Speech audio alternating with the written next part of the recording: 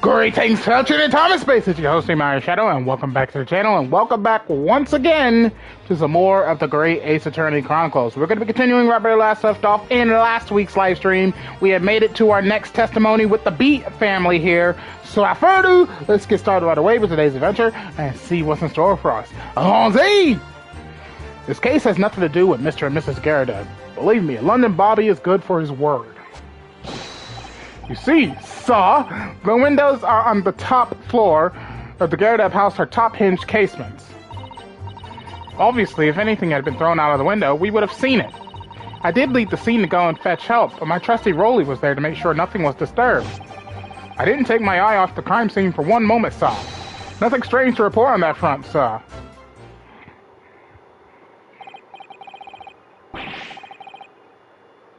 Well, this is quite startling. Top-hinged casement windows. That detail was not in the police report, Constable. Oh, yes, sorry about that. I must have been a little drowsy. You cannot excuse your sins with drowsiness every time, Constable. No, sir! Sorry, but...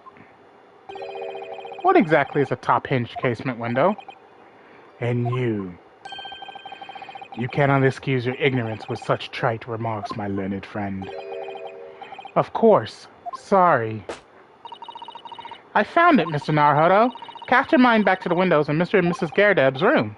All right, I'll try.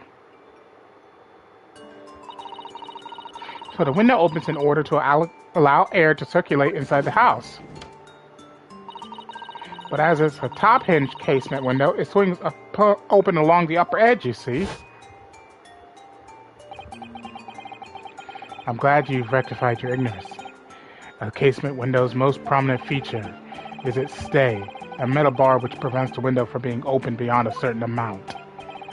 It prevents it from opening? This is all news to me. Absolutely correct, sir. In other words, if a book or knife were to have been thrown through the open window, it would have clattered against the pane and fallen straight down to the pavement below. No! You see the problem then? Good, your education in windows is complete. There was never any possibility of either the book or the knife traveling 15 yards over the road. That is, unless the window pane had been shattered, something we've discounted already. That can't be! Did you see that, Rolly? That young Japanese man just collapsed in agony. Oh yes, my darling, I saw it. I saw how he crumbled before me. Oh, Rolly, you're so strong. How is this happening? I haven't even started the cross-examination yet, and already my argument's been destroyed. Counsel, if you could drag yourself upright again, the court awaits your cross-examination. My lord. Oh, good. Another desperate situation.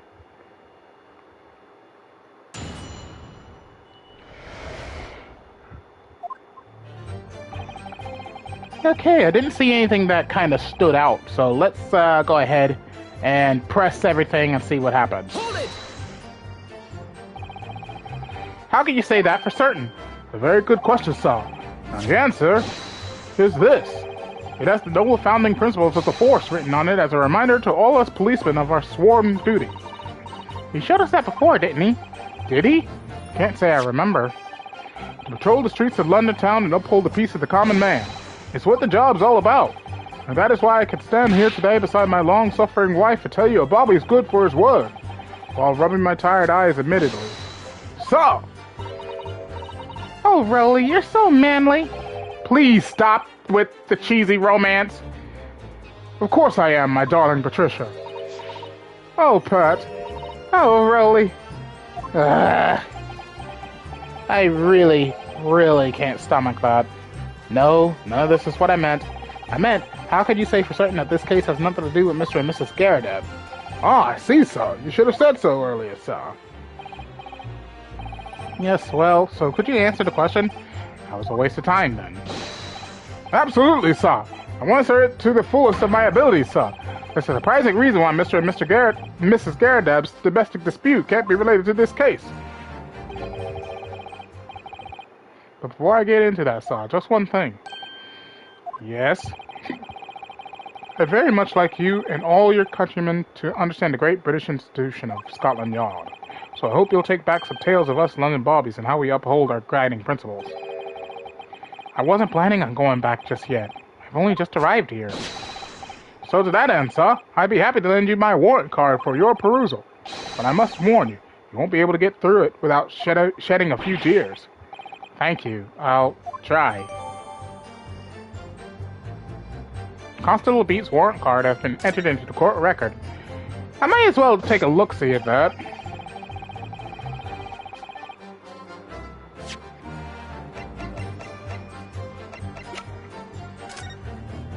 Item number 1. A policeman will strive to preserve the peace within his allotted beat.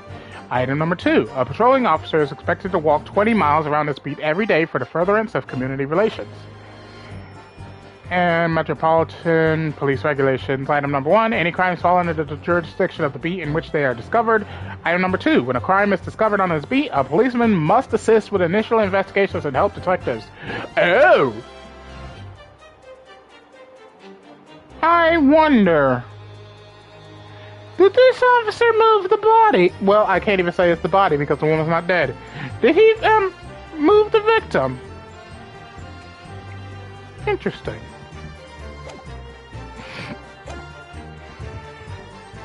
You see, sir, the windows on the top floor of the Garrideb house are top-hinged casements. By which you mean they don't open fully, is that correct? Yes, sir. They're just there to allow a bit of air through the house, you see, so they're restricted as to how much they open. And therefore, anything thrown out the window from inside the room would simply strike the pane and fall to the street directly below. For clarity, allow me to mark the map.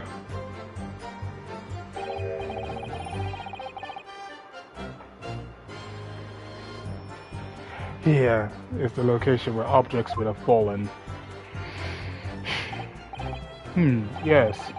Directly opposite the scene of the crime, on the other side of the rather wide road. Would it have been so hard for somebody to mention this top-hinged casement thing before? Well, I have another question for you, Constable. And what would that be, sir? How do you even know? Why would you have any idea what sort of windows Mr. and Mrs. Garrideb's house is furnished with? Well, sir, that's very simple. You see, I helped with the investigation yesterday. Excuse me. Do you have something to add, Mrs. Beat? Sorry. You look, well, delighted. Is there some particular reason for that? Oh, I was just remembering, that's all. We really were so lucky. Lucky? What do you mean? Well, of course I feel terrible for the poor woman who was attacked. Don't misunderstand me, please. But we were just so lucky it didn't happen on Rolly's beat. It was so close, you see. Oh, I hadn't realized. Oh yes, that street Briar Road. That's the boundary between Rolly's beat and the next one. Isn't that right, my love?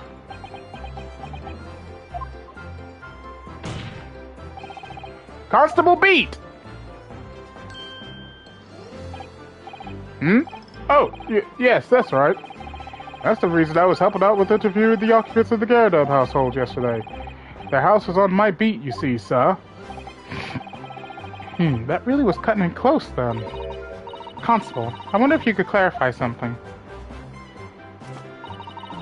If the Garrideb household is on your beat, does that mean that the pavement next to it is as well? Outside Mr. Garrideb's house? Yes, ma'am. The pavement on that side of the road is part of my beat. I see. I was unaware of that. Just think, if the woman had been attacked just on the other side of Briar Road, we would never have been able to go for that meal to celebrate our wedding anniversary. But that's the life of a Bobby, after all. Extraordinary people are Bobbies, tirelessly working for the benefits of all Londoners. Do you know what I think? I think it was the good Lord's way of rewarding my Rolly for all his hard work. Don't you think so, my darling?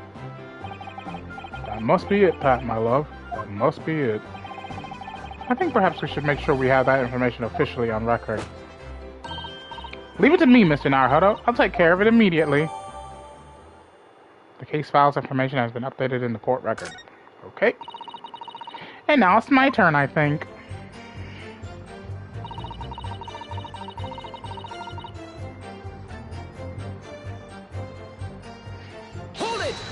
Press! But according to my notes here, the sun had gone down already and it was dark. Oh, but Rolly and I were strolling along, gazing at the night sky and looking for our lucky star. Sorry? The star that will guide us to eternal happiness. Can't it guide you to answer the question? If a flaming book had cut across the sky in front of us, it would have lit up like a shooting star. And if I'd seen a shooting star, I would have made a wish upon it. Let Rolly be an inspector, I would have said. 3 times at least. Of course, what with the smog and everything, we couldn't actually see any stars. In short, are you trying to say that neither a book nor a knife crossed the sky before? Yes, sir, that is correct, sir. It shows the night sky in London is starless, sir. It certainly seems like they're telling the truth. And then we saw the poor woman fall to the ground, so we ran straight over to help her. I did leave the scene to go and fetch help, but my trusty Rolly was there to make sure nothing was disturbed. Yes, you said that you went to a nearby police box to fetch another officer, is that right? That's right, yes. If it had been on Rolly's beat, I would have known exactly where I was going, of course.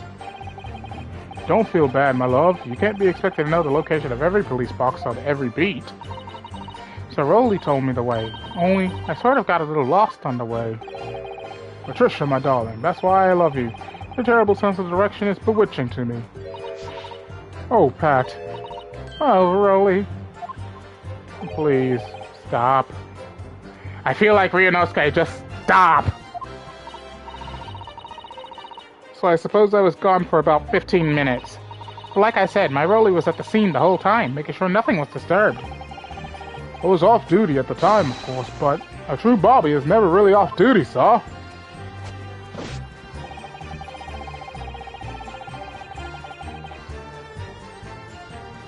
I didn't take my eye off the crime scene for one moment, sir. Nothing strange to report on that front, sir. Nothing to report? That's correct, sir. I had my eyes wide open the entire time. Never looked away for a second. No one else approached the scene and nothing was removed from it. I could swear to that on the yard's honor, sir. Really? That seems a little strange. Beg your pardon, sir. Strange, sir. Seems altogether regular to me. This burnt copy of The Lion's Pride was originally in the Garadev household, so the question remains, how did it find its way into the hand of the victim? Can you shed any light on that, seeing as you were at the scene of the crime the entire time?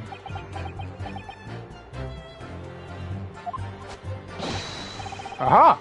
Could it be a different copy, sir? One that just happened to be burnt as well? Even if that were possible, why would the victim have been gripping a book like that in her hand? As we can see from this photographic print, she had a bag over her shoulder. Well, sir, that book was in the lady's hand from the moment we arrived at the scene. Is that so? There's something about this statement that's not sitting right with me. The two mysteries of how that knife ended up in her back, and how that book ended up in her hand. There must be some common thread between them. Can I ask you something? Please, Mr. Lawyer, sir? Oh, yes, of course. What is it? You're doubting us, aren't you? I could tell. What? I wasn't really... I mean, what's she doing? Please, just because I'm a woman, it doesn't make my testimony any less valuable. Why are you... You know what? These two are very weird. You might just see me as the wife of a policeman, but I'm a woman of my word, I am. I really don't remember ever suggesting that I doubted you. No excuses, I don't want to hear it. My voice will be heard. My lord, you'll let me speak, won't you? Yes, Mrs. B. I will allow you to supplement your testimony if you so desire. Sometimes the path of least resistance is the sage one. That was a very loud mutter. I heard that! The Japanese man thinks a policeman's wife's word counts for nothing, does he? Oh, watch out, sir. I might let you get away with something like that, but my Rolly won't. Duly noted, Mrs. B. Please, I humbly ask you to continue. What could she possibly be about to say, I wonder? I know what I saw. My eyes never let me down. My sense of direction is a little off sometimes, though. Hold it! Mrs. B, nobody is questioning what you've told us. I saw it, I did. That evening I saw it clearly. That little Eastern man with the whiskers and the funny curved back slinking away from the scene. I know what I didn't see as well. I didn't see any flaming books or knives flying through the sky. All very clear. You also mentioned something about having a poor sense of direction. Oh, yes, well, that's a little embarrassing, really. I'm always ending up at the wrong place when I've made arrangements to meet Rolly. He gets ever so cross. Excuse me. Constable Beat, is there a problem?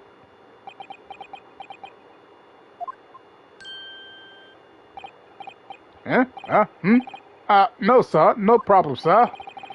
Did your wife's remark just now bring something to mind, perhaps? Oh, well, in a way, sir. Yes, sir.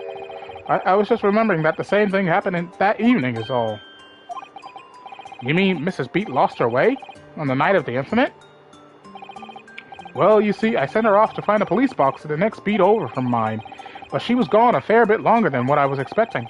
I thought she'd be back inside 10 minutes, but my darling was gone a good 15. Oh, Rolly, you're such a tease. The reason I was so long was because of the bouquet, silly. The bouquet? Sorry, what bouquet are you talking about? Oh, it was a present for our wedding anniversary.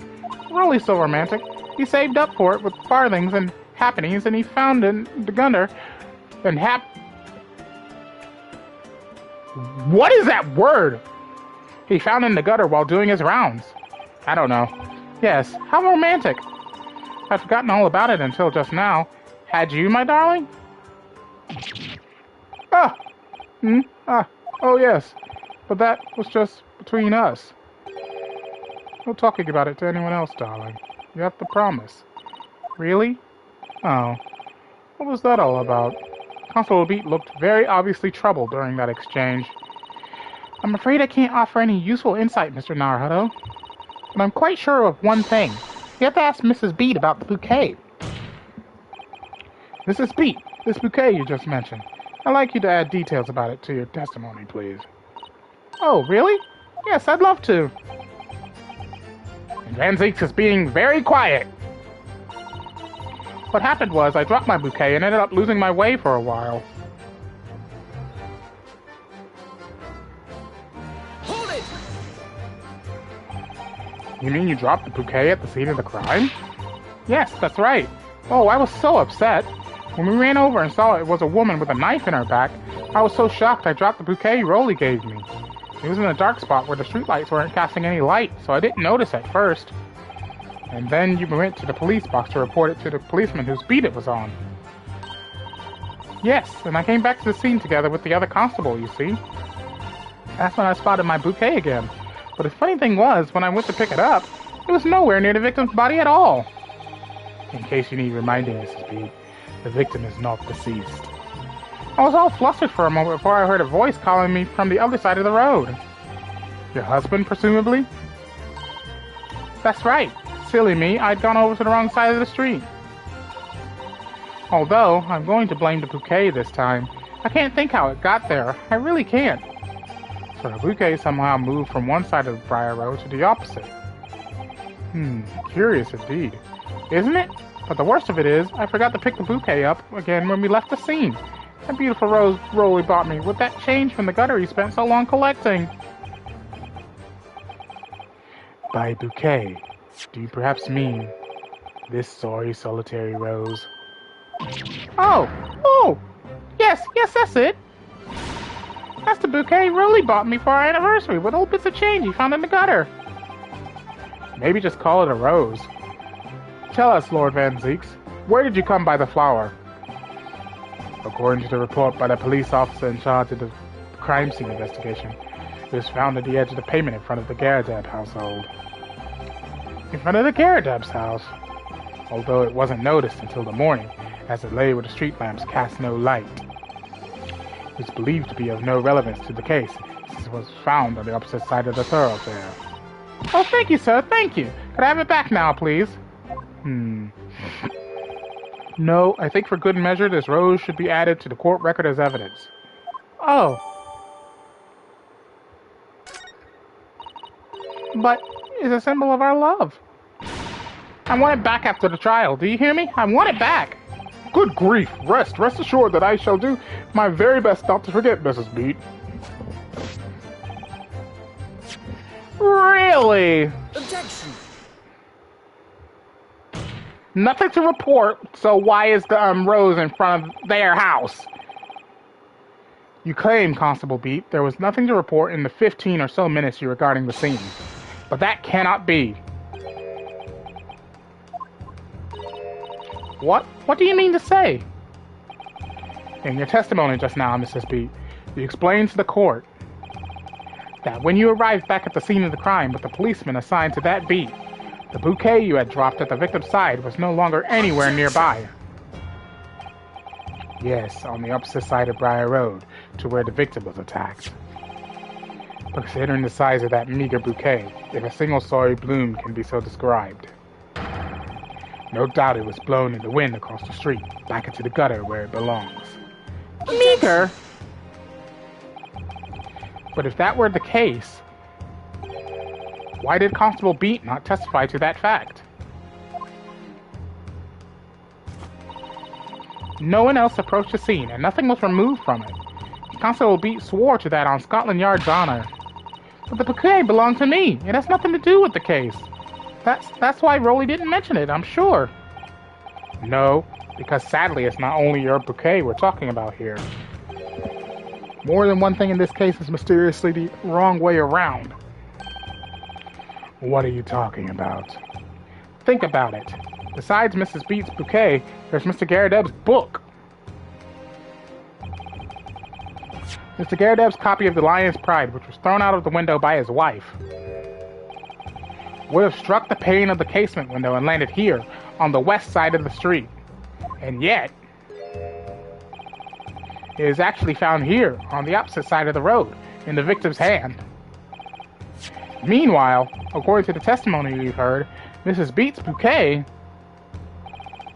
should have dropped here, at the scene of the crime, on the east side of the street. But in fact, it was actually found here, on the opposite side of the road, in front of Mr. and Mrs. Garrideb's house. There's no logical explanation for those things, unless somebody deliberately moved them. What are you trying to say? The way you're talking, it sounds like you think my Rolly's done something wrong. Don't you listen to a word that scrawny lawyer says. Withering on about books and bouquets. Why should we care? It's nitpicking, that's what it is. Oh good, Mrs. Garrideb's come round. You might call it nitpicking, Mrs. Garrideb, but deliberately meddling with the scene of a crime is a criminal offense. It's called, tampering, Mr. Naruhodo. But the person responsible for this tampering cannot admit to it, for a very subtle compelling reason. Tampering. You've barely heard the term before. Tell us, my learned friend, who would possibly have had cause to carry out such an elaborate deception? Yes, there is someone who tampered with the scene of the crime that evening. All the evidence and all the testimony points to that one particular person. Counsel, I must demand that you substantiate this conjecture. Who are you saying is responsible for tampering with the scene of the crime? Well, it's pretty obvious who it was. It was Rolly Beat. Obviously, there's only one person it could have been. Constable Rolly Beat. It was you. What? A policeman? A member of Scotland Yard? What nonsense! Why would my Rolly do something like that? There's no one straighter than my husband. No Bobby works more tirelessly for the people of London. Mrs. Beat, you said in your testimony that your husband asked you to go to a nearby police box to fetch the officer on duty. The 15 minutes that you were absent from the scene is the only opportunity anyone has to tamper with it. You're making it up! It's all nonsense! It's all lies! What about that Japanese man with the whiskers? I bet it was him! He did it! If that was true, Constable Beat would have seen him do it. Oh. And forgive me for pointing it out, but when you dropped your bouquet, Mrs. Beat, it was after the defendant had fled the scene. Ah! Well. First you make accusations about the landlord and his wife, and now you incriminate a policeman as well. But your accusations lack one very important thing. You claim the crime scene was tampered with. But there is only one reason anyone would commit such a reckless crime, to hide something. That's right! He's right! But my husband and I just happened to be there, that's all. So why would we have anything to hide? It doesn't make sense. You've offered no motive for this alleged tampering. And until you do, your accusations are nothing but empty threats. Constable Beat had a very good reason for wanting to tamper with the scene of the crime. That's the key to this entire affair. Mr. Naruto, have you managed to solve this mystery? Counsel, you have made a very serious accusation against a London police officer. If you are mistaken, I'm sure I need not point out that your reputation as a lawyer will be irrevocably damaged. With that stark warning in mind, you will now explain to the court the motive for this alleged tampering. Yes, my lord.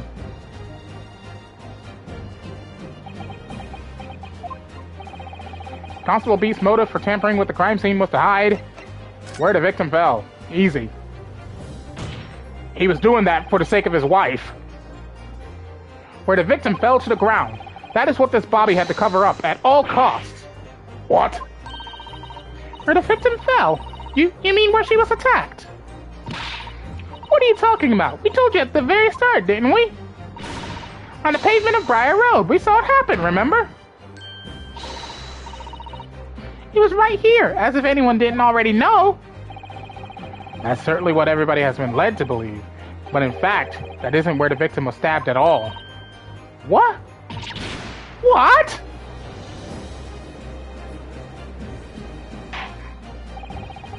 I'm beginning to wonder where this tumultuous trial will end, Counsel.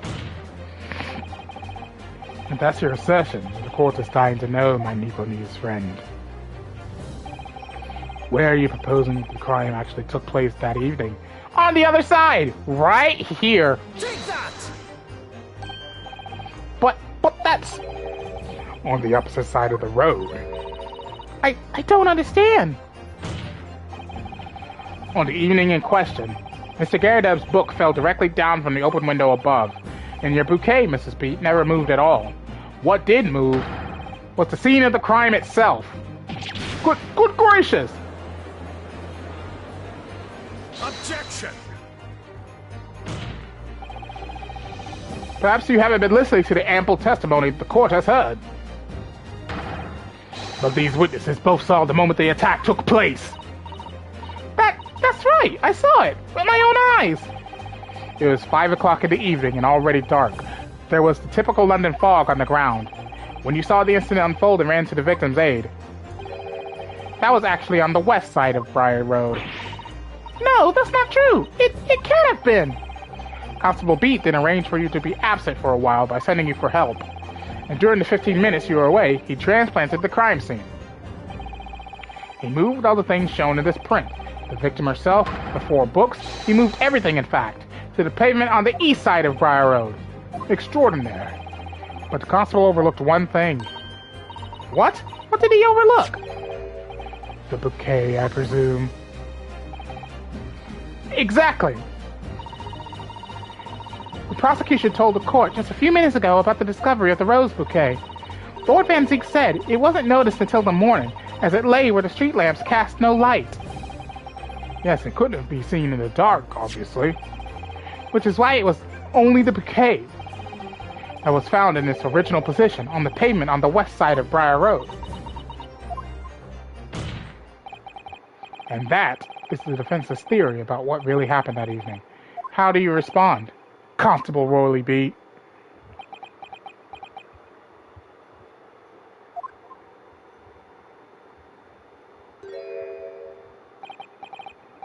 Well, I'm very sorry.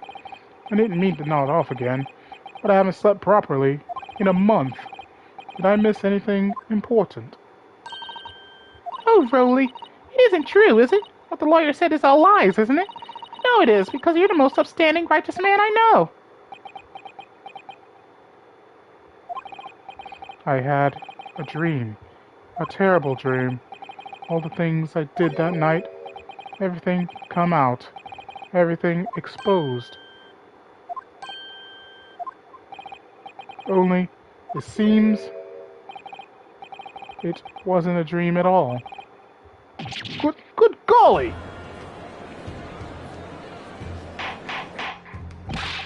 Order! Order! Order! What on earth is the meaning of all this? Oh, Rolly, why? Why would you do something like this? Moving a corpse is a criminal offense, isn't it? Wishing the victim dead should be one too. Constable, explain yourself. Why would you do this? As a respected member of Scotland Yard, your duty is to protect the good people of London Town. I can't say, sir. What? I really am ever so sorry about all this. For damaging the Yard's reputation. For everything.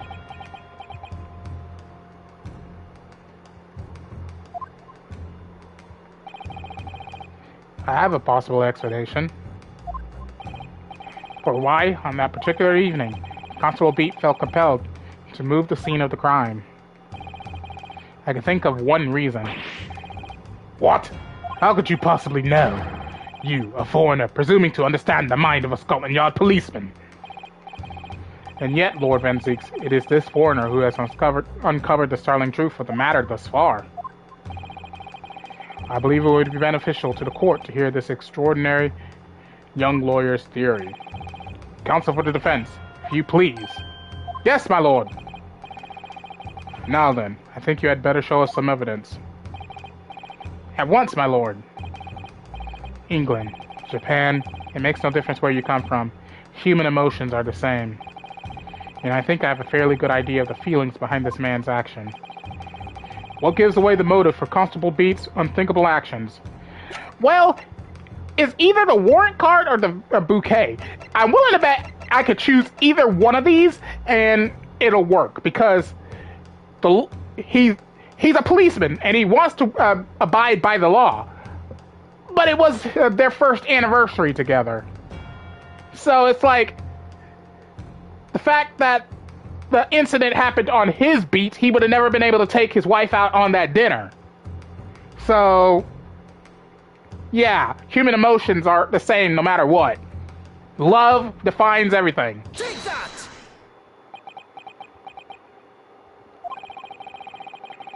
I realize that I'm a foreigner in this land, and I have only just arrived from Japan, which is why all this information about London's so-called bobbies is completely new to me.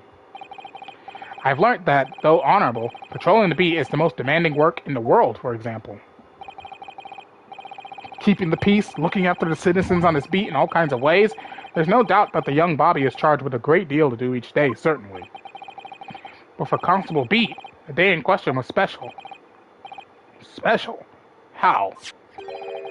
On account of this bouquet, my lord. Oh yes, it was our very first wedding anniversary. Constable Beat had worked so hard to be able to afford this simple gift for his wife, and was so looking forward to taking her out for a celebratory meal, when he and Mrs. Beat stumbled upon a crime along Briar Road. We saw that shadowy figure through the fog collapse on the pavement ahead of them. What must have gone through the man's mind? But sir, just on that one particular day, I was looking forward to celebrating my wedding anniversary. Mrs. Beat puts up with a lot of being married to a Bobby like me. I want to show my dear wife how much I care.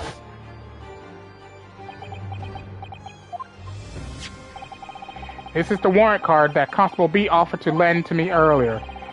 Inside, among the rules for patrolling policemen, it says, when a crime is discovered on his beat, a policeman must assist with initial investigations and help detectives. Aha! Constable Beat. Is that or is that not the reason why you moved the whole scene of the crime that day? Yes. Everything you said, it's all right. So that's it. It was all to do with the boundary of your beat. Oh! Exactly. To summarize, the incident actually occurred on Constable Beat's beat. Good gracious! Constable, do you realize the gravity of what you have done? It was the first time since I became a copper that I'd ever cursed God. Stay close to me, Pat. The criminal could still be lurking somewhere. we ran over to the scene, I had every intention of doing my duty as a police officer. We've got to report this to the station as quickly as possible. But then it dawned on me. I realized where we were, where the victim was lying, and what that meant for me. When a crime is discovered on his beat, a policeman must assist with initial investigations and help detectives. Why here? Why did this have to happen here? And why tonight, of all nights? Why?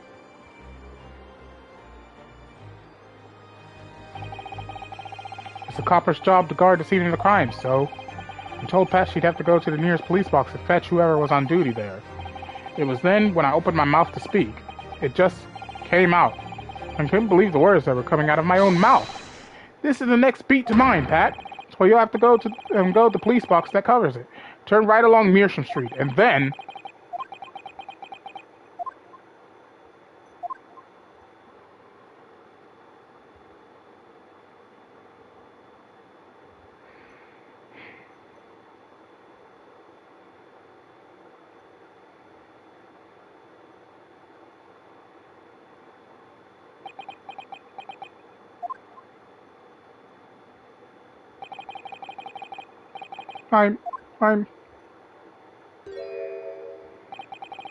I'm sorry. I'm so sorry.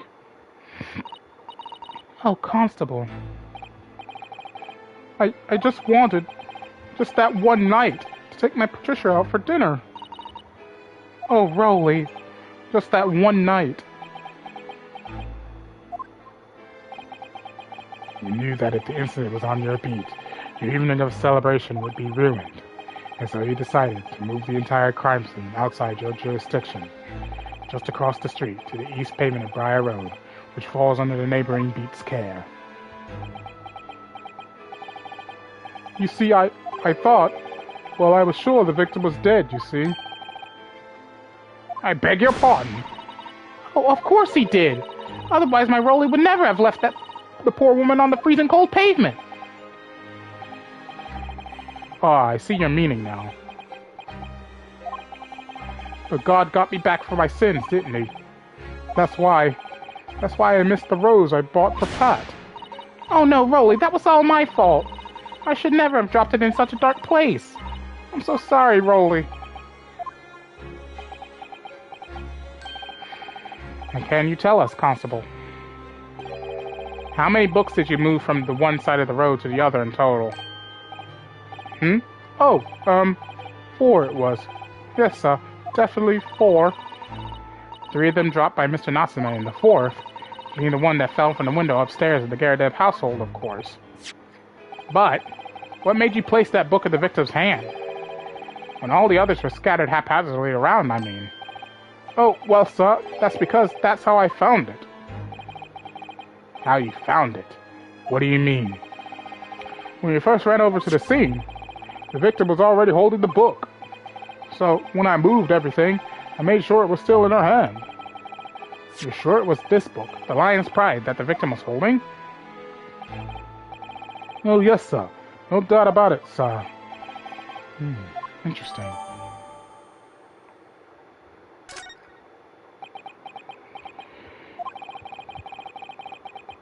I thought it was an open and shut case at the time, you see. There were only the 2 people at the scene, and Pat and me both saw it happen. However, which way you looked at it, it had to be the fellow who ran off who'd done it, I thought. I couldn't see the harm, really. I didn't think moving it all over the road would make a jot of difference. I suppose this is it for me now. I've had it. My lord. Yes, Lord Van Ziegs. I believe that concludes the cross-examination of the witnesses. Constable, you may withdraw. Yes, sir! Mr. Prosecutor, sir? What will become of my Rolly? What will happen to him? For now, you are free to go home. The police will contact you in due course. Please, don't punish my husband. This was all my fault. It's because I'm always moaning at him for coming home late. Leave it now, Pat. Let's go home. I'm tired. All right then, my love. One last thing, Constable. Sir? Let this be a lesson to you. In a criminal investigation, every detail matters, however insignificant it may seem to you. Yes, sir. Carve that lesson in your mind. And never again make the mistake of tampering with the scene of a crime. Huh? Never again, sir. You mean to say? Leave now. This trial is not yet over. Sir!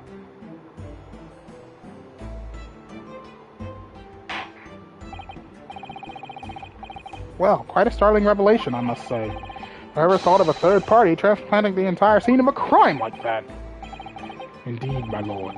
Nevertheless, there are some immutable facts here, principally that the accused, Mr. Saseki Natsume, is the only person who could have possibly have committed this crime. No, I disagree. Now that we know the true scene of the incident, there is someone else. Another person who could be responsible for the knife in the victim's back. Forgive me for being presumptuous, but I believe the prosecution is probably well aware of this possibility already. Lord Redzeeks, is this true? Very well. Name the person if you will, and if further investigation is warranted. The prosecution has no objection to the trial continuing. He's already given up. You will name this other person who could have perpetrated the crime. Ah! My thumb locked up! Ow! Take that!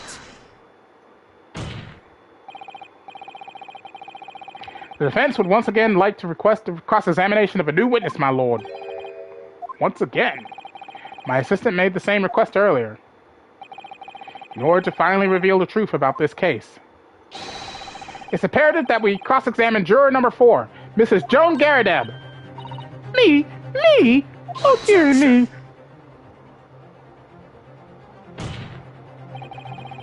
That request has already been denied.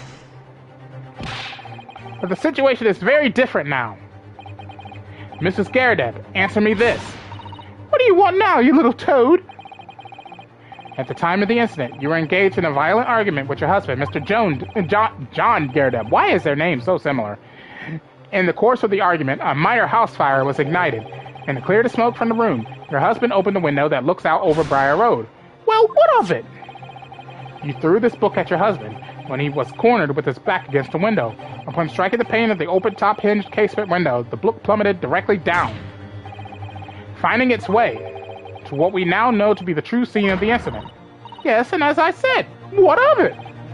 During the argument, you were beside yourself with rage.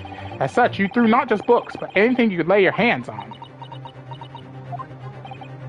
So, let me ask you one more time, Mrs. Garadeb.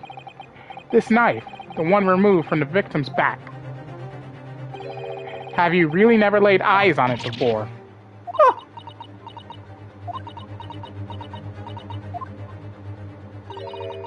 I don't recall it. Seriously? Am I supposed to remember everything I picked up and threw at my husband? And anyway, the man over there and all that regalia said members of the jury needn't testify, didn't he? Conveniently, yes. Objection!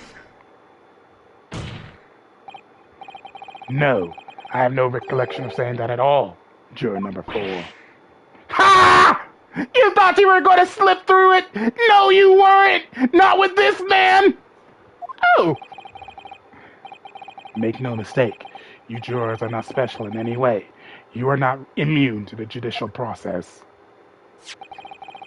If you know something about this knife, madam, let the truth come out. But that's just a common old garden knife. It couldn't have come from anywhere.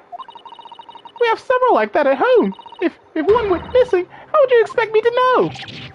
What's that? Are you joking? What are you saying, please, Miss Garadeb? Now you listen to me. I refuse to believe all this nonsense. I couldn't bear the thought that I'd injured someone. Do you hear? I couldn't bear it. Oh, the poor woman. So yes, I want evidence. I want to see hard evidence if you're going to insist on this being my fault. You're going to have to prove to me that I threw that knife if that's what you think. Come along now. Chop chop. Do your worst. Well, Mr. Naruhodo, if I had evidence like that, believe me, I would have thrown it at her already. Then take the stand, juror. Oh! The prosecution does not object to the defense's request to cross-examine this woman. Thank you, Lord Van Zeeks. Wait, I'm going to have to testify.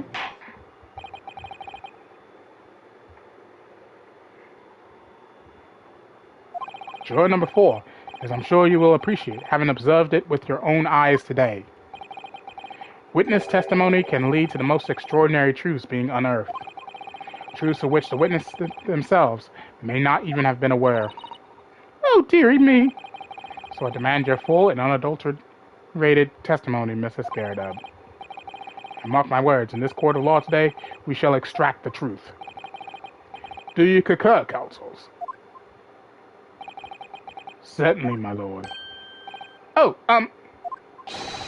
that's what I'm hoping for, my lord.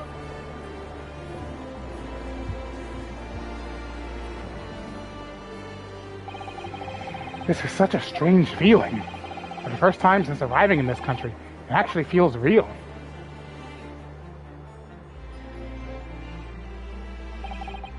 I'm here, in the Old Bailey, and I'm a lawyer.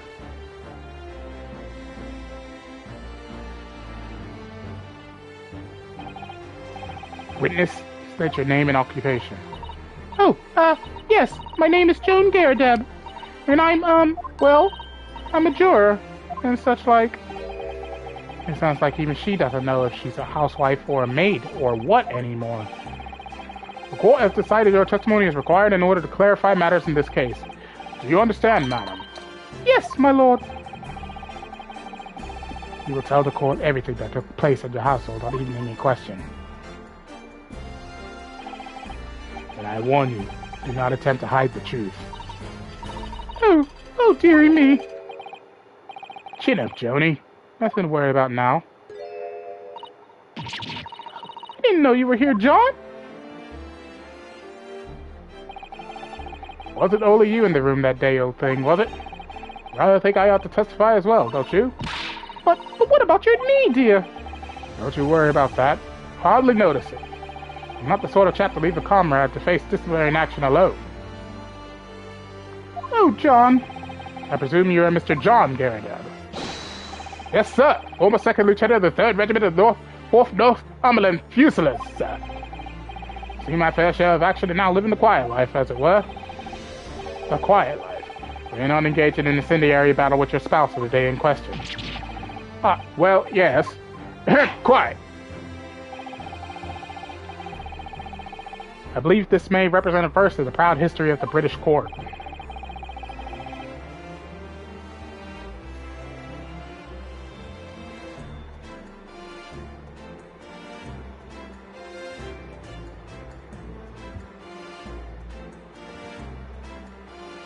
Calling a juror to the witness stand is unprecedented. However, the court will hear your testimony now, juror number 4, and that of your husband. You will recount clearly and concisely the events in your home at the time of the incident in question. Sir, at once. Sir, at once.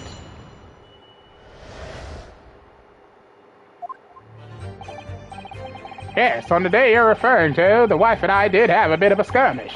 Can't recall the reason now. Knocked the candlestick over and set the fire to the carpet. Soon had it out, though, and got the window open. Meanwhile, I was picking up whatever I could find and throw at him. Plenty of knives around our place. Can't say I noticed if 1 or 2 went missing, I'm afraid. If that body thing in the victim's back really was one of ours, you'll have a job proving it, I think. Indeed, Judge. It sounds as though it was quite the battlefield in your household that evening. Although an entirely one-sided assault, it seems. The enemy caught us on the hoops, sir. Had no choice but to dig in and take defensive measures. To be honest, if the enemy had kept shelling us for another minute, we'd have been toast. Of course, a veteran such as myself is only too aware that on every battlefield you're just a gnat's whisker from death at any moment. Are we still talking about a marital quarrel here? Well, I must say I'm dubious that this testimony will shed any light on the origins of this jackknife. In combat, one's focus narrows such that surroundings are barely noticed. These witnesses may not be able to offer anything more than they have testified already. This may be a dead end. Then Zeeks may well be right. Well, whatever the chances, we only have this last cross-examination to uncover the truth, Mr. Naruhodo. Yes, I'm afraid so. Very well, counsel. Begin your cross-examination. Okay, already one statement did stand out to me, and that was statement number 3. So let me go ahead and head to that. Nope, this is not the statement that we need to press. Nope.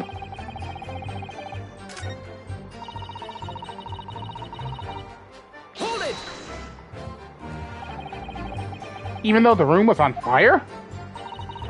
As far as I was concerned at the time, it was more important to extinguish my anger than the flames. When a woman wants to throw, she must throw. That is most certainly not true of a Susuto takedown, Mr. Naruhodo. How does she know what I was thinking that? So please cast your mind back and try to remember. Was a knife among the items that you threw at your husband that day?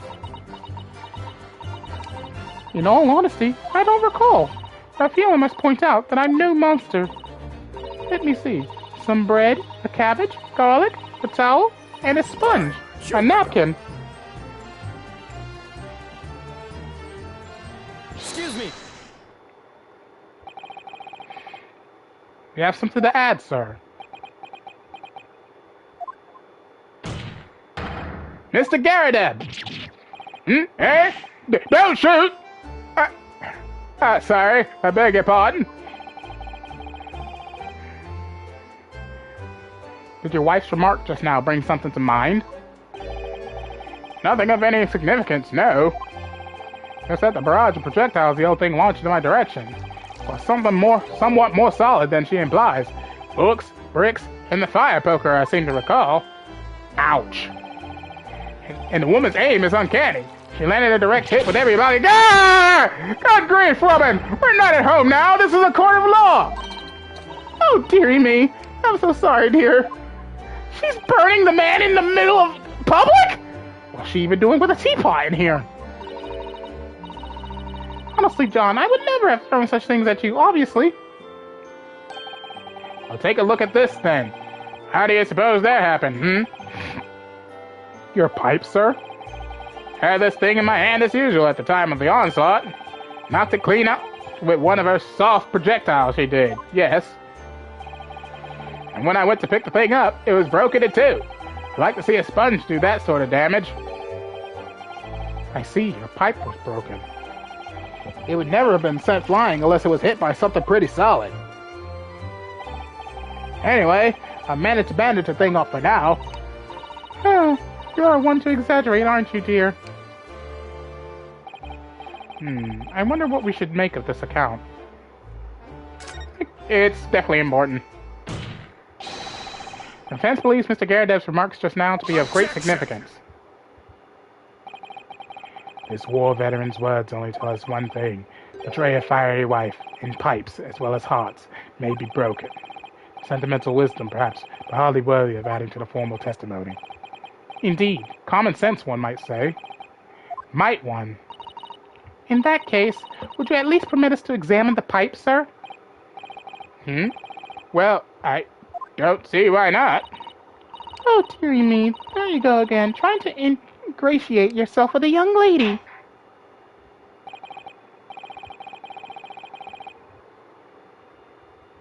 Very well, the court will accept the gentleman's pipe as evidence. I hope I didn't speak out of turn, Mr. Naruhodo. Let me take a look-see at this pipe.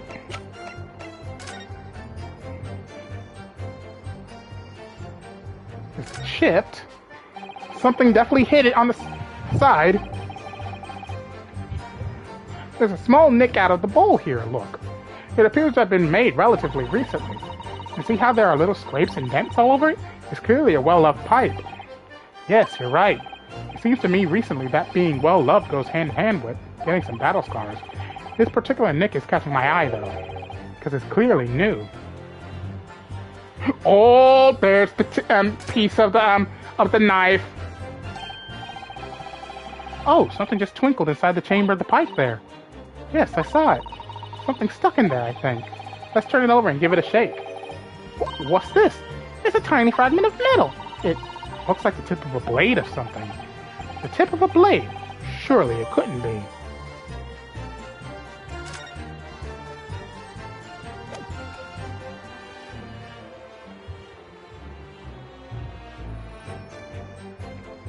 Now we examine the jackknife.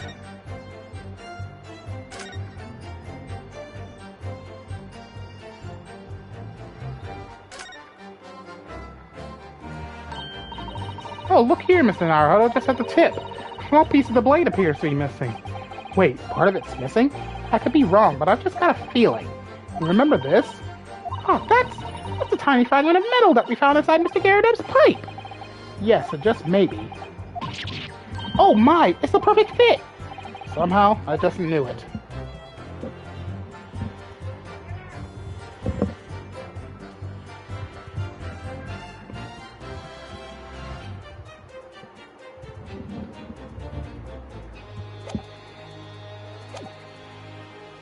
Hope I didn't speak out of turn, Mr. Naruhodo.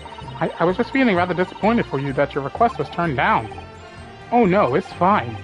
Thanks to Susudo-san, we have some new evidence to work with. We should examine it carefully. Well, thank you for that rebuttal, Mr. Garrideb. Now if you can return to the crux of the matter. What can you tell the court about the knife used to attack the victim?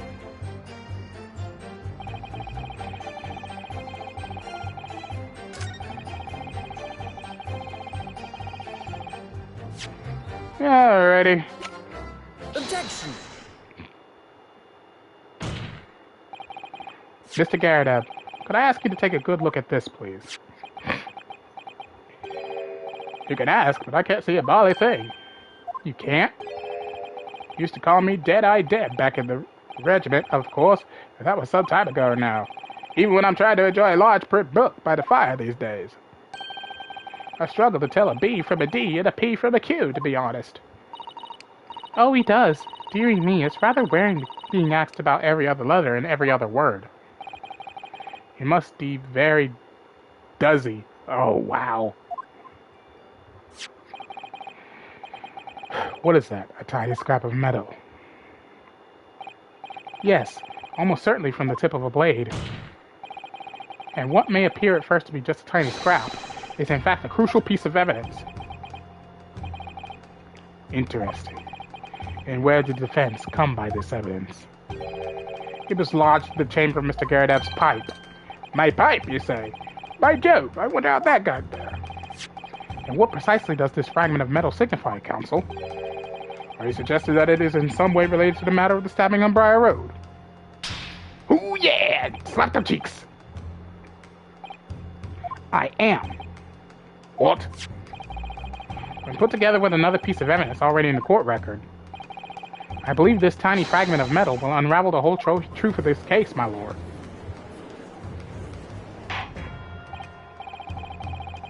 You appear rather confident in that extraordinary statement, Counsel.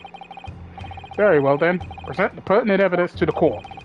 What evidence, when paired with this fragment of metal, allegedly reveals the truth for this entire case? The knife! This is the knife that was found in the victim's back.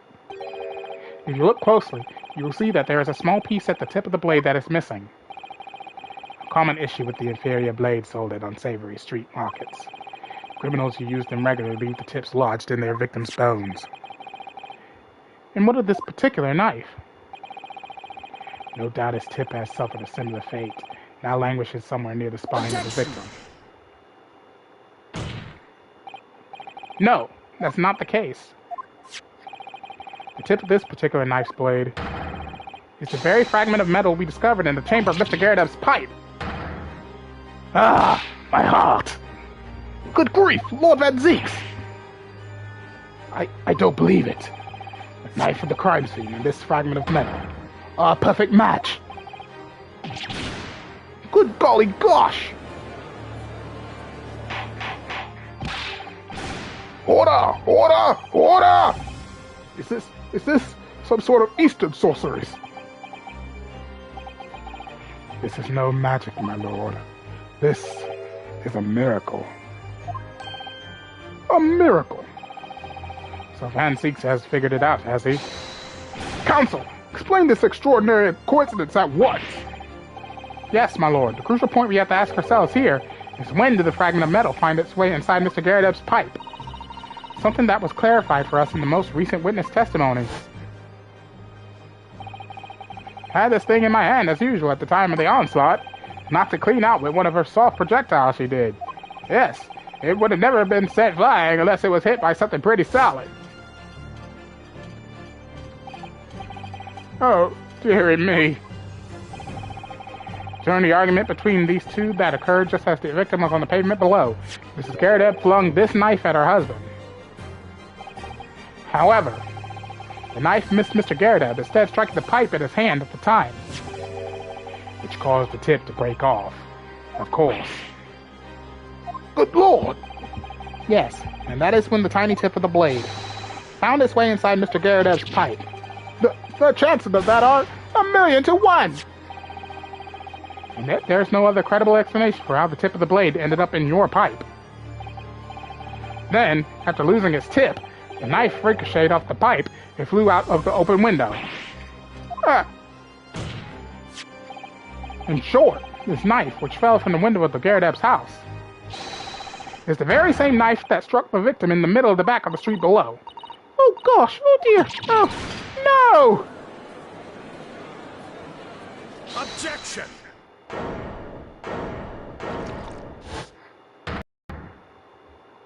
Oh boy, he's got his wine. Refreshing. A full-bodied theory, I'll give you that. A complex bouquet of seemingly trivial points, plausibly arranged to create an almost passable vintage. Allow me to toast my learned friend's characteristically Nipponese approach to bottling his argument. Sorry, but after all, it is just a theory. The bottle, I fear, is corked. Speaking of bottle, take a quick sip of my water. Because you see... Ooh, he got the boots! Is spoiled by an insurmountable inconsistency. An insurmountable... What?! Lord Van Zeeks, explain yourself! What is this inconsistency you claim to have identified? An inconsistency of the simplest nature, my lord. The victim was found with a knife planted in the middle of her back. Yes, in her... Ah! That's right, silly little man. Now, Joan, old thing, what are you getting so excited about? Let us consider the basic facts of the case once more. The victim was walking along the pavement before being stabbed in the back and falling to the ground. The knife that struck her had fallen from above. There's no possible way it could have planted herself into the victim's back. Ah!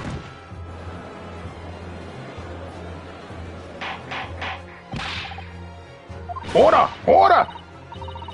Very right. You see, that's exactly right. If a knife had fallen on her from above, it would have struck her on the top of her head. Well, he's lost for words. Look. I knew it. I never liked his theory in the first place. I don't know, though. What really did happen? It would appear the defense has made rather a spectacular blunder. Your theory has even one consistency. It cannot stand. Your theory, my learned friend, is history. We were so close. I could see the truth. I was so sure we were on the right track. But now the way has been blocked completely by just one simple inconsistency. Or in other words, we simply need to eliminate that one inconsistency, and the theory will stand. The Susato. You mustn't worry, Mr. Naruhodo. You're just caught off guard, that's all, and your mind went blank. But if the path you were on is indeed correct, then a way will present itself. The key to this is in the court record, I'm sure. All the information you need is there. It seems you have nothing to say, my Nipponese friend. Well, your silence speaks volumes. A tacit acceptance of such a theory is fatally flawed.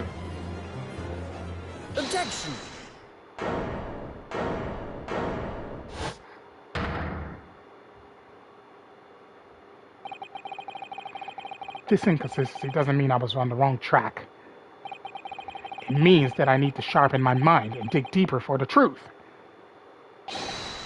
It's a test. Yes. If the knife fell on the victim from above, there's no way that it could have hit her in the middle of her back. Under normal circumstances, that is. What are you implying? What are you implying? Counsel? There's a piece of evidence in the court record that can explain this inconsistency. That can explain how the knife that fell from above could have pierced the victim's back. We already have the answer. Goodness! Utter madness! Surely this must be the last time. Counsel, present the evidence of which you speak. This is the last inconsistency, the final piece in the puzzle. If I can successfully make sense of this, the truth will be laid bare at last. The evidence that explains how the falling knife became lodged in the victim's back is... the book. Take that! The book. She was bending over, wasn't she? This, the fourth book found at the scene. This is the final piece of evidence the defense will present. The burnt book. Is that not Mr. Garredeb's book? Yes, and to understand its significance, we have to consider how it came to be at the scene in the first place. This photographic print clearly shows the book in question, and the victim holding it in her hand. As we all know now, it was the police constable that put the book between her fingers like that. Quite so, as part of his wholesale transplanting of the crime scene to the opposite side of the road. That's true, however. As part of his testimony, Constable Bout made an extremely enlightening statement on that point. But, what made you place that book in the victim's hand? Oh, well, sir, that's because that's how I found it. When we first ran over to the scene, the victim was already holding the book. So, when I moved everything, I made sure it was still in her hand. In other words, the victim had already picked the book up of her own volition. And clearly, it must have been before she suffered the knife wound. Well, I should say so. After being attacked with a knife, I don't imagine she'd have been doing much of anything. So the question becomes, why did the victim have that book in her hand? By jingo! I think I'm beginning to see what may have happened now. Oh, dearie me. We know that the book fell from the top floor of the Garredeb household onto the pavement below, at precisely the moment that the victim was walking past. Yes, at exactly that moment, the young woman was walking along the street in the light fog, when all of a sudden, a book fell right in front of her. The book I threw. Yes, Mrs. Garredeb, and what do you think the woman did? What would you do if you were walking along and suddenly a book landed in front of you on the pavement? Well, I really can't imagine it, but I suppose she might have reached down and picked the book up. Yes, that is exactly what the woman in fact did. She picked up the book. Oh heavens! And when the woman reached down to pick the fallen book up, what position would her back have been in? That's right, facing the sky, completely and utterly defenseless. Then, in the very next moment, while the woman was still bent over picking up the book,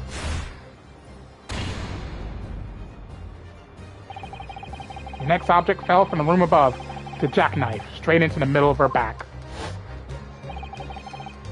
And at that same time, walking by chance directly behind Miss Green, was the defendant, Mr. Soseki Natsume. Well, I never! It appeared to Mr. Natsume that the woman simply collapsed on the floor, in the dark and the fog. He didn't see the knife falling on her from above. Ah! And from the other direction, the constable and his wife saw no one but the victim and her apparent attacker. So there never was a real culprit to run from the scene in the first place. No, this was nothing more than a series of unlikely events that culminated in an unfortunate accident. And that is the real truth behind this case.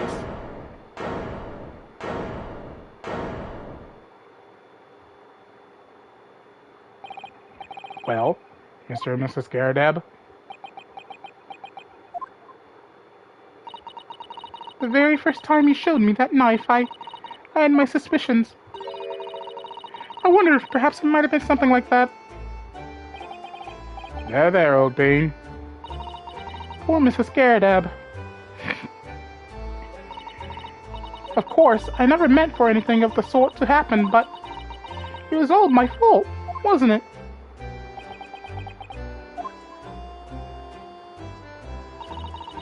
I take full responsibility. I let my anger get the better of me.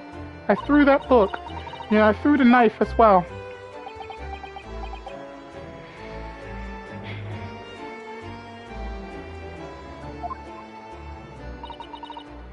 John, dear? It's all right. I know. I'm ever so sorry. Truly. I'm sorry!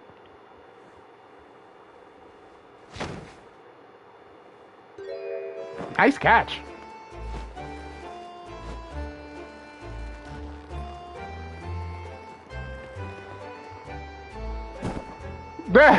Well, he tried.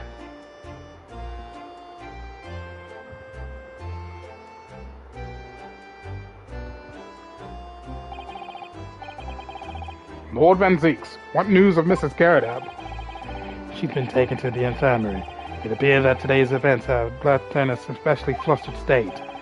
However, I believe she will recover in due course. There is no cause for concern. Yes, unbeknownst to themselves, they caused what could have easily been a terrible tragedy. They shall have to prepare themselves for the consequences of their actions. There is some good news, however, my lord. I have just had word from the hospital where the victim is being treated. Her condition is improving steadily, and the doctor believes she will regain consciousness soon. It's strange. We've been talking about the victim all this time, but we never once met her. How wonderful! The woman is out of danger, it seems. Yes, that is good news. So, Mr. Soseki Natsume.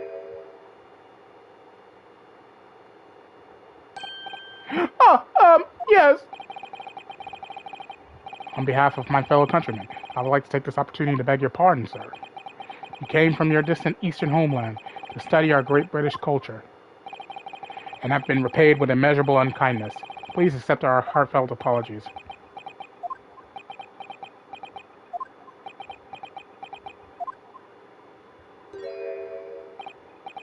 No, it is me who should be begging your pardon. Oh no, Mr. Natsume. That evening, when the young woman just collapsed to the pavement before my eyes, I jumped to the wrong conclusion again in my confusion.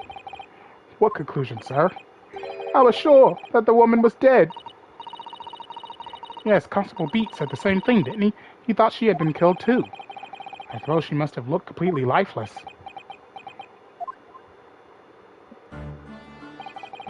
It's been about a year since I arrived in Great Britain now, but I still can't get used to life here.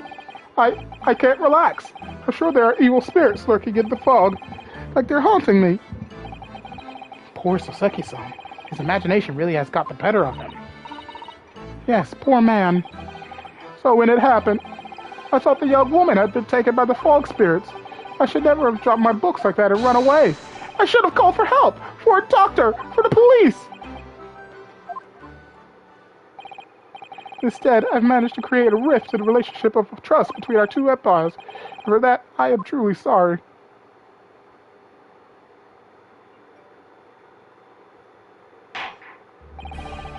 One could indeed say that some sort of mischievous spirit has been at work here, I think. One that created a chain of unfortunate mishaps. We were befooled by this spirit and led to false conclusions. But thanks to Lord Van Zeeks and our young lawyer here from the east, that chain has now been broken and the spirit exorcised. I heartily commend you both. Oh! Now then, ladies and gentlemen of the jury. Yes, my lord. In concluding this trial, I must ask one last time for your decision regarding the defendant's culpability. Are you ready to present your findings to the court? As the foreman of this jury, I can assure you we've reached a fair and just conclusion. I do declare the truth can be extremely cruel at times. Well, I didn't suspect the woman next to me, that's for sure. Sitting in for the old bean while she's out of action, you know, and I know what her decision would be. Does that mean I'll finally be able to get out of here and start work? Well, it's about time. I say, I'll have a corker of a story to tell the grandchildren when I get home, won't I? Very well, ladies and gentlemen of the jury, I hereby demand your final decisions. Mr. Foreman. Not guilty. Not guilty. guilty. Not guilty. Not guilty. Not guilty.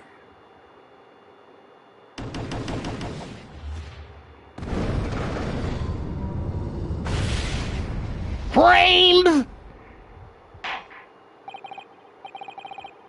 Very well. Mr. Soseki Natsume, I hereby pronounce you not guilty.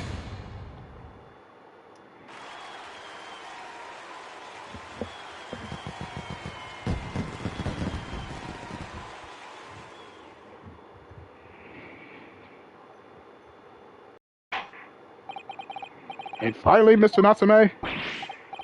Oh, yes, Lord, sir. You are now a free man once more. It is my hope that you will continue to further your education of British culture. And may you never again be brought before me. Oh, yes, sir. Of course. On my life, I swear I'll never set foot in a courtroom again. I'm transported to tears. Thank you, counsels. Court is adjourned.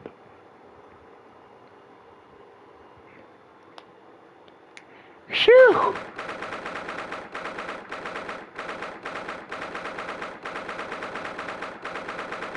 20th February, 3:17 p.m. The Old Bailey Defendant's Chamber. Oh, locum! Wait, you mean me? Of course! Is there another locum here? Is there even one? Compared to the original locum student, Mr. Naruhodo Esquire, your name has become rather short, hasn't it? What's wrong with using my actual name? Oh, at last! I'm free! I'm free! Joyful, joyous, jubilant, jubilation! Eddie, Harley, happiness, hurrah! Oh, I am pleased. Mr. Natsume is delighted. Would it be so hard just to say that, then? Loco, you did it! You saved me from the brink! Well, what happened to the poor woman was in no way your fault, after all. I'm just glad everyone can see that now. No, not that! Lovely lawyer, Loco, lawyer! Yes. I mean, as I said before, I have just never got used to life here in Great Britain. Every time I look over my shoulder, I see foreigners. I see towering brick buildings, and from high up windows I see them looking down on me, laughing. Look at that little hunchback. Oh dear. I'm sure it's all in your head, Mr. Natsume. But today, you locum lawyer gave my gloom the boot. You stood firm behind that baronial bench before all those babbling British. You battled to the bitter end, laying bare the baffling truth. When I held the blinding fireworks among the beams of the Bailey's roof, I bellowed, "Behold the best bastard ever born!" So many bees! Well, that's very flattering, and we're very pleased for you. This has given me a wonderful anecdote to recount to my old friends back in Japan. And an anecdote? Is that what to become of all my hard work? Oh, there you are, my dear fellow. Hello!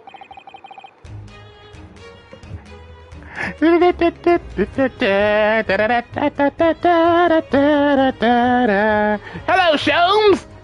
I apologize for keeping you waiting. I rose late this morning. Oh, Mr. Sholmes, what a pleasure to see you.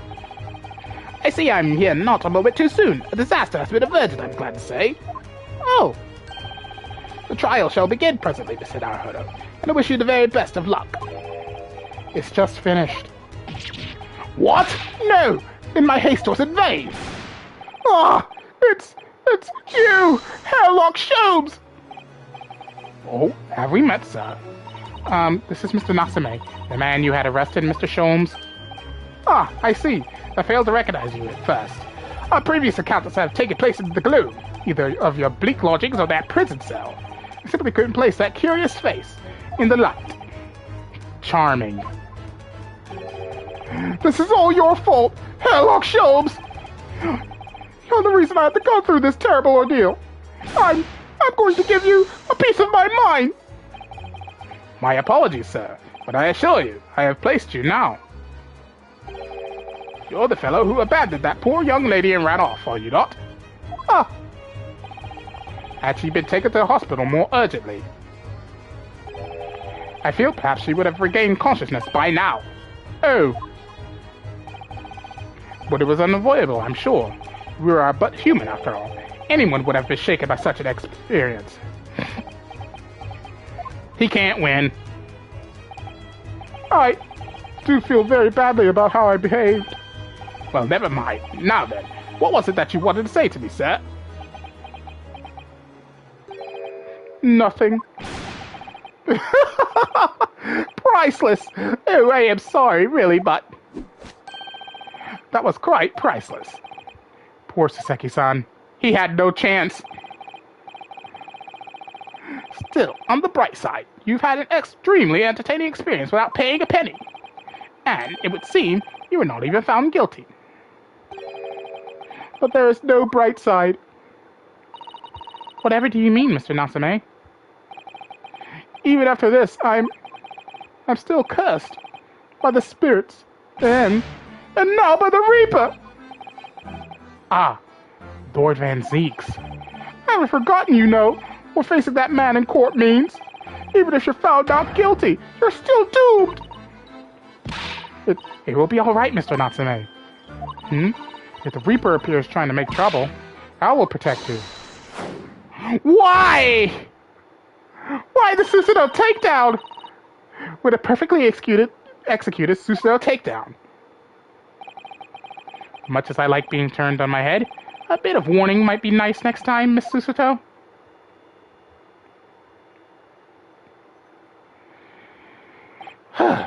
So, Mr. Natsume, what do you intend to do now? You mentioned something about recounting your experiences to your friends back in Japan.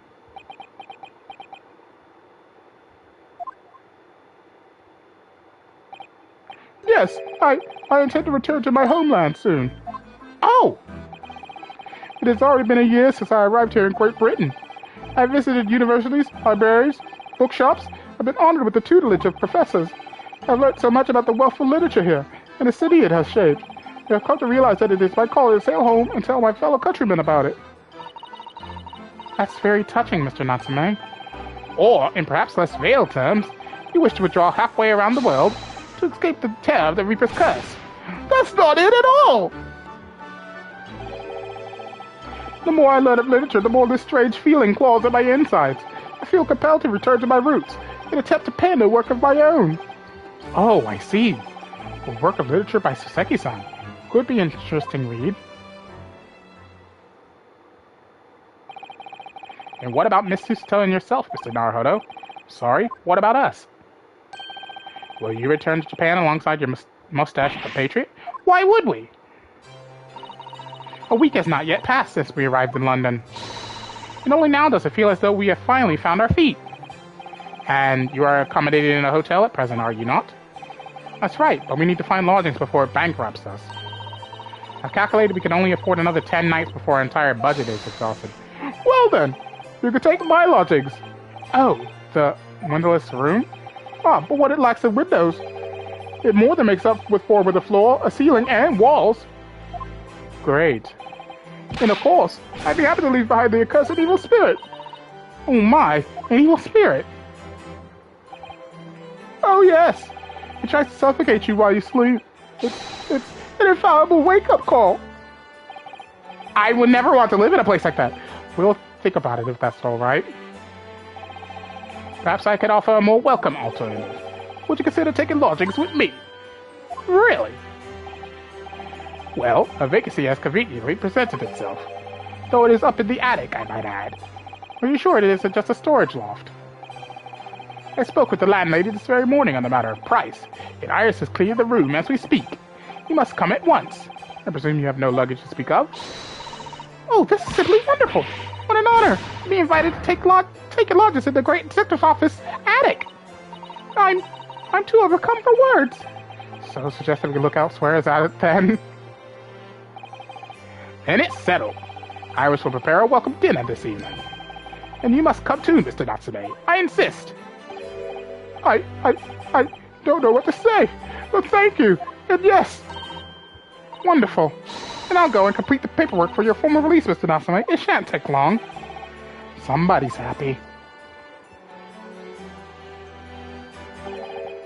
Locum, I knew that you wouldn't let me down. Truly delighted to have met you here in London. Likewise, Mr. Natsume. It's been a privilege meeting you too. It's a shame that we're going to have to say goodbye so soon. Well, I've come to realize that I belong to Japan. Maloka, we'll meet again one day. Yes, I'm sure. Hopefully by then, I'll be a successful lawyer. Hopefully by then, I'll be a successful author. Well, my dear fellow, our carriage appears to have arrived. Shall we go, Mr. Naruto? Yes, Mr. Sholmes. I have little doubt Mr. Natsume will be released in time for dinner this evening. And so, with Soseki-san's innocence successfully established, we rode with Mr. Sholmes to what was to become our new home, 221B Baker Street.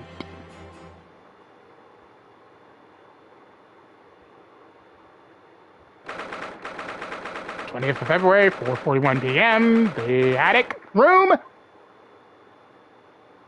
Ooh, it's actually not a bad-looking space. So this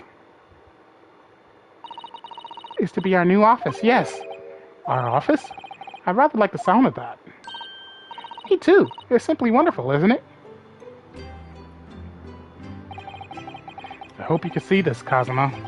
It's only a small step, but I'd like to think we're getting a little closer to your dream now. So, my dear fellows, do you like the place? Oh, he's with our coat and stuff on. Of course, he dresses sharp. Ah, Mr. Sholmes, thank you so much. It's a delightful room, Mr. Sholmes. I simply adore it. Good, I'm pleased to hear it. Iris and I are delighted to welcome you. I hope everyone's hungry. It's nearly time for dinner. We'll eat as soon as Mr. Natsume arrives. We have a lot to celebrate. Iris, you must let me help you. All right then, Susie. You can be in charge of the salad. Splendid.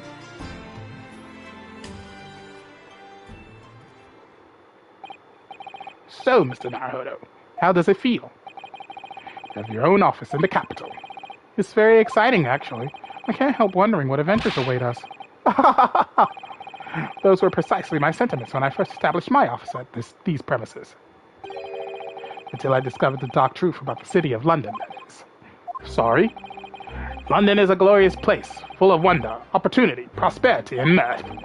But the brightest of lights cast the darkest of shadows. Shadows? What do you mean? Well, I believe you're well aware of the murkiness that lies behind London's facade already. So once again, Mr. Naruto,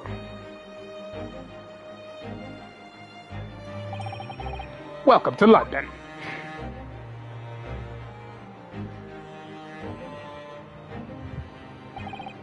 Of course, at the time, I had no idea of the significance of those words Mr. Sholmes so casually spoke, but it wasn't long before my turn came to lift the facade and see the true depth of the murk that lay behind it.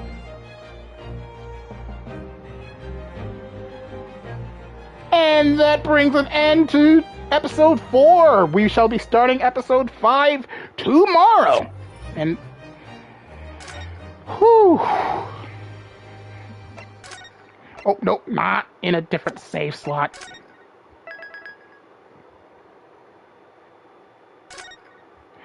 So, thank you all for watching. If you enjoyed the live stream, please leave a like. Don't forget to subscribe. Don't forget to check out Mother Roy's here on our page or click the link in the description below to help achieve your dream of being Makaka, but leave a picture too. You won't be disappointed. And of course, don't forget to click that little bell button if you wish to be notified whenever I upload a video or a live stream to my channel. And most importantly, if you wish to see the Let's Play done, you do so by checking out my playlist section. All my videos are there, archive viewing entertainment, so you can watch Let's Plays like God of War, Final Fantasy VII Remake, Sword Art Online Fatal Bullet, and many, many more. Thank you all for watching. As always, your host, Tomoya Shadow, saying along Z, and I'll see you for the next adventure. Goodbye, everyone!